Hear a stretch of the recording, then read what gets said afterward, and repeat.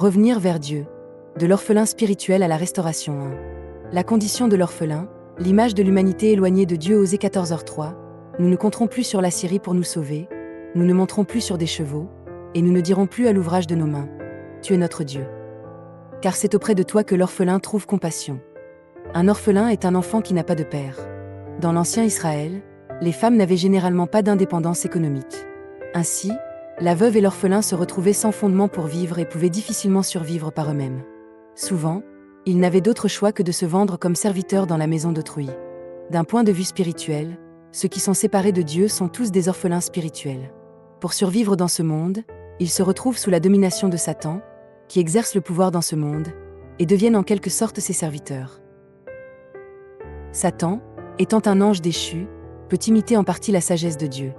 Il donne ainsi à ses serviteurs certaines sagesses pour vivre dans le monde. Mais en réalité, son objectif ultime est de les entraîner dans son opposition à Dieu.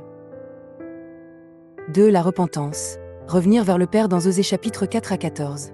Apparaissent 9 prophéties d'Osée.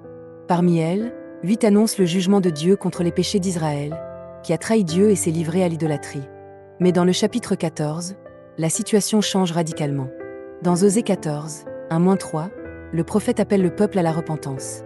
Puis dans les versets 4 à 8, Dieu annonce la restauration qui suit la repentance. Il est important de comprendre que le mot repentance vient du mot hébreu shuv, qui signifie revenir. Ainsi, se repentir signifie revenir vers Dieu. C'est comme le fils prodigue qui retourne vers la maison de son père. La repentance n'est pas seulement regretter de loin en se frappant la poitrine, mais revenir réellement vers Dieu. Par exemple, Judas Iscariote éprouva un profond remords après avoir trahi Jésus. Pourtant, il ne revint pas vers Dieu. Sa repentance ne fut donc pas complète. Lorsque quelqu'un revient véritablement vers Dieu, Dieu ne se contente pas de pardonner les péchés. Il agit comme le père qui remet l'anneau au doigt du fils revenu. Ainsi, la repentance, revenir vers Dieu, est la clé du salut.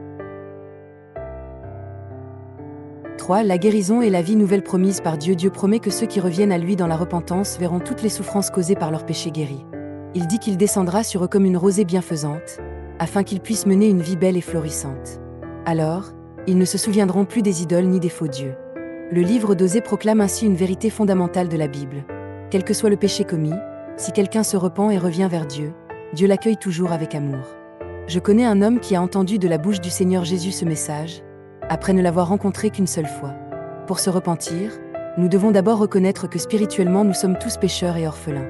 Si nous ne réalisons pas cela, nous continuerons à dépendre des faux dieux et des idoles de ce monde, sans même reconnaître que c'est un péché. Et ainsi l'occasion de la repentance se fera de plus en plus rare. Aller à l'église ne suffit pas. Il existe aussi le péché subtil d'idolâtrer l'église ou ses dirigeants. L'église est une assemblée de personnes qui désirent Jésus. Mais si les hommes y prennent plus de place que Jésus, qui en est la tête, alors elle ne peut plus être la véritable église, c'est-à-dire le corps dont Christ est la tête. De même, s'attacher excessivement au bâtiment de l'église peut devenir une forme d'idolâtrie. Que tous les croyants soient unis dans l'amour, unis par l'amour qui vient de Jésus, la tête de l'église. Et que nous marchions sans tomber jusqu'au bout sur le chemin de Dieu, afin de devenir des justes héritiers de la vie éternelle.